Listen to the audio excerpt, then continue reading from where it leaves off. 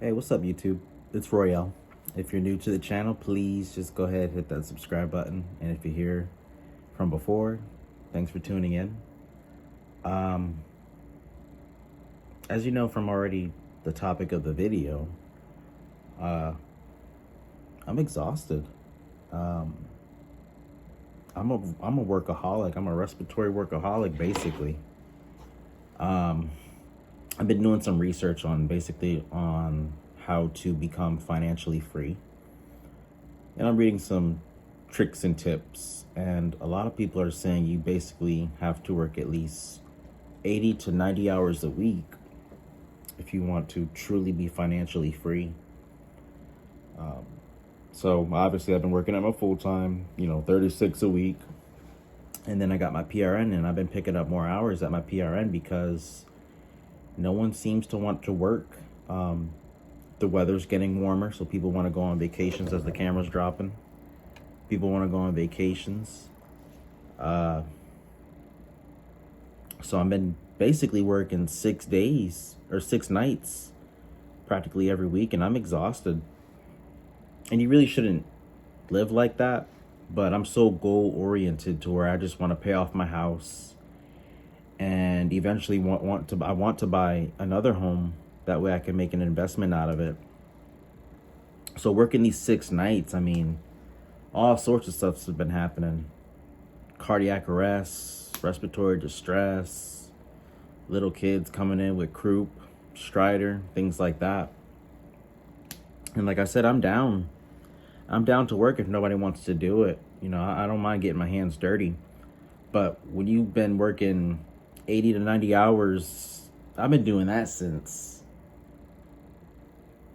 I started doing it last month, like the beginning of March. And consistently, I mean, I don't work 80 to 90 hours a week because we're only allotted 12 hours.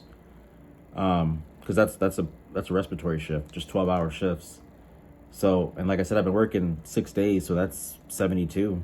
So I've been working almost close to 80 hours, but it's really been 72. And I'm telling you, if you want to be financially free, you're going to have to sacrifice some things, because I've been trying to do some volunteer work, and I just don't have, it's not that I don't want to volunteer, it's just I don't have the energy to do it. I've been trying to shop for new furniture. I just don't have the energy to do it. But I have the energy to go to work, supposedly, drink some coffee that they have here for us to make, and, get back at it and, sling some meds here and there, do some CPT, things like that. And I want to just talk about the importance of having a work-life balance. Like I said, if you have a goal, then you're going to have to sacrifice some things. But if you're not necessarily goal-oriented, and I'm not talking down to anybody if you don't have any goals, but it's kind of important to have that work-life balance. If you got PTO, use it. If you're PRN, try to work the minimum you can and kind of spread out your days so that you can basically do what you want with your time. For me, I can't. I'm locked in at the moment. I think I said that in my last video. Like, I want to work close to 80 to 90 hours a week if I can, because if no one wants to work, I'm gonna make that money. They say more money, more problems, but I don't necessarily believe in that. And maybe they might be talking about taxes and things like that. But if I have the ability to pay off my house within 2 years, and probably most likely buy another house in the later future, I'm gonna take that opportunity. When you're young and you got energy. Like, I'm only 28, and I mean, my sleep schedule's all weird to begin with, and I've only been sleeping like maybe 3 or 4 hours. Then I get up, make my breakfast, and do what I need to do, and get back to it. And even though I'm a workaholic, I still got some investments that I have myself. That way I don't have to work so much. I recently bought a home back in January, And I got 6 bedrooms and 3 bathrooms total in it. And everyone's asking me, why did you buy that house, Royale? Well, that's just too big for you. They don't realize, like, the investment you can make by renting out rooms to people for a certain price. And you could use that money towards whatever you want. It could be towards, the mortgage, principal payments. It could be towards, repairs for your car, emergency savings, things like that. And once I get that fully situated pretty soon, I've been working on it. I plan to go to another country just to, like, hang out. But like I said, I need to work hard first. And that way I can have some fun later. Like, I'm still waiting on my passport that I got. It's a process. I got my passport, like, maybe 3 or 4 weeks ago. So I'm just waiting for that to come in pretty soon. And you have to work hard now, and that way you can play later. There's nothing wrong with that. You don't always have to follow the crowd and do what everyone else is doing. You don't necessarily have to, be in a relationship if you're at a certain age, or, hang out with friends who want to drink all night. You don't have to do that. Just do your own thing. Make your own money. You got time. You never know when your time's up, but you got time, if you know what I mean.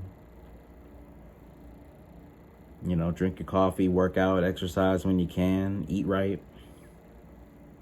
You're young. You can do so much, It's not like you're 70 years old as a respiratory therapist and think you can, like, work a 12-hour shift. Like, it's just different. I actually know a respiratory therapist who's getting up there in age. And she works, like, she's PRN, and she only works, like, maybe 2 days out of the month, because I think that's the minimum, because, she can do that. She probably, back in her day, whenever she was a young respiratory therapist, she worked her butt off. Now she has leisure time to do what she wants. And, it's just things to consider. Make money now, and then you could play later. So, is it good to be a workaholic? Sort of, kind of, not necessarily. It just depends on what you got going on. Me being a single man at the moment, I kind of just want to set myself up for the future anyway to begin with. I'm not necessarily ready to settle down and try to create a family and everything right now. I'm just trying to build a foundation. That way, whenever I do have a family, they're pretty much all set. And just pretty much make sure they're okay. Because we're not guaranteed to live here forever, obviously. So you do what you can before you get to the kingdom. So these 6 night shifts in a row are starting to get to me. But like I said, it's not for the weak. You really gotta be strong. You gotta drink your coffee, energy drink, whatever. Hell, I think I'm starting to get, like, bags under my eyes from just doing it. But I mean, that's nothing PTO and some sleep can't fix. So, and cold showers are pretty good for dark circles too. But I'm blessed. Nobody wants to work, so I could take it. I'm a young guy, like I said. And me being the workaholic that I am, I'm making that money. I'm getting money.